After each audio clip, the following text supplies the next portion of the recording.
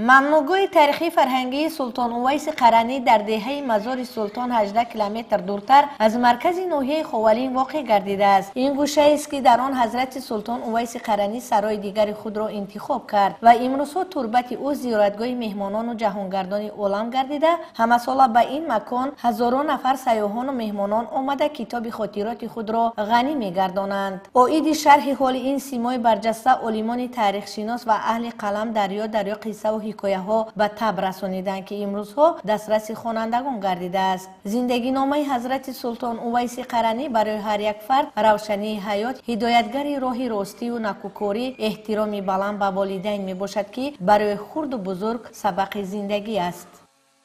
ممنوعگاه تاریخی فرهنگی سلطان اویس قرنی از سال 2004 با قرار رئیس حکومت ناحیه خوالین همچون ممنوعگاه تأسیس کرده شد. از سال 2004 در داخل ممنوعگاه حضرت سلطان کار و فعالیت کرده شدیم. در ممنوعگاه حضرت سلطان 11 نفر کارمند هست. تشریف آورندگان از سال تا سال 2016 را مثال از سبب بلندگاری راه مثال راه وسیع خوالین کم تشریف می‌آوردند. 300 مثال 300 نفر یا مثال وارد ممنوعگاه میشدند. از سال 2016 باشه با تشبث اساسگزار صلح و وحدت ملی پیشوای معظم ملت امالی رحمان پورا از ناحیه وسیع تا خوالین اسباب‌پور کرده شد. مردم دو چند دو سه برابر زیاد شد. سیاحان عموما با ناحیه خوالین با مزار حضرت سلطان همچون سیاحت، زیارت، استراحت مثال وارد میشوند.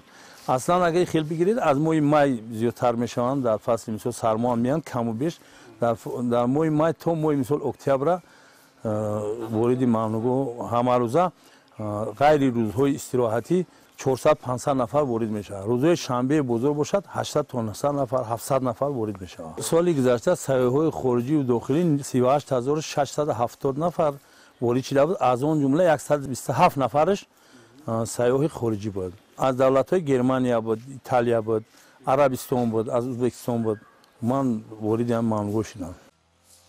کارهای آبادانی و بنیادکاری در موضع زیبا منظر به سالهای استقلالیت دولتی راست آمده. مقبره با مبلغ گذاری فوند ذخیروی پرزیدنت جمهوری تاجیکستان پیشوای ملت محترم امام علی رحمان در حدود مزار حضرت سلطان از نوسازی گردیده. در حدود ممنوعگاه تا جای قلعه قدیمه، مقبره حضرت سلطان، مسجد، بناهای خرد و بزرگ، مهمانخانه، کتابخانه ساخته به استفاده داده شده است که هر یک نفر سیاح و مهمانان از آن به طور وسیع استفاده کرده می توانند. در حدود ممنوعگاه از سال 2019 با تشبث صاحبکاران وطنی در سه نمود مهمانخانه بنیاد شد. مهمانخانه در سطح مثال پایان‌تر، بالا، مابین با در سطح بلند. سیاحان میتونن که تا ساعت 6 بیگاه در ممنوعگاه حضرت سلطان استراحت کنند. همه شرط شرایط رایگان پیشنهاد شده اگر بهره مردم. از ساعت 6 میتونن که در مهمانخانه وارد شوند تا ساعت مثال 7 سحر. از 7 سحر قبول میکنیم تا 6 بیگاه مردم میتوانند که در ممنوعگاه استراحت کنند.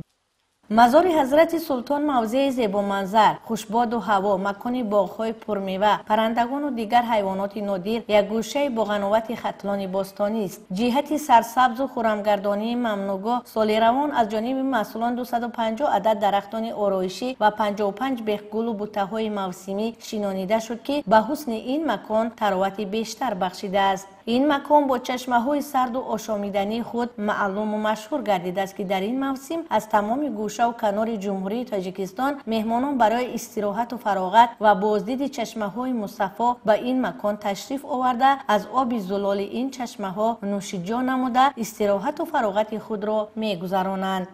برای سیاحت با ناحیه خوالین با مزار سلطان اویس قرنی یک گروه جوانان قطعی اومدیم. در اینجا یک باد و هوای تازه، یک منظره های زیبا، جای سلقین، بسیار یک طبیعتی دلفرا بوده است. چشمه های نغز و شفابخش داشته، آبی خنک داشته است. از این نوشیدیم و بسیار بهره برده ایستادیم.